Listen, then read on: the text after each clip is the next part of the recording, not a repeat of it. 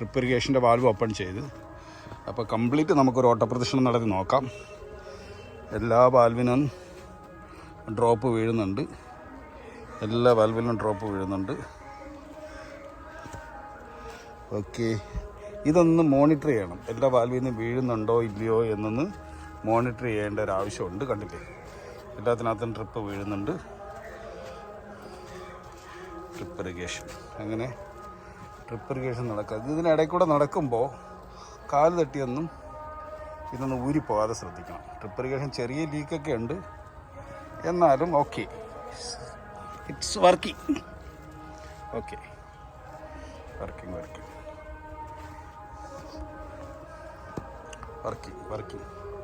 എല്ലാം വർക്കിംഗ്. അവിടെ വാൽവ് ഞാൻ ഓപ്പൺ ചെയ്ത്, അപ്പോൾ ഇവിടെ എല്ലാം വെള്ളം വീഴുന്നുണ്ട്.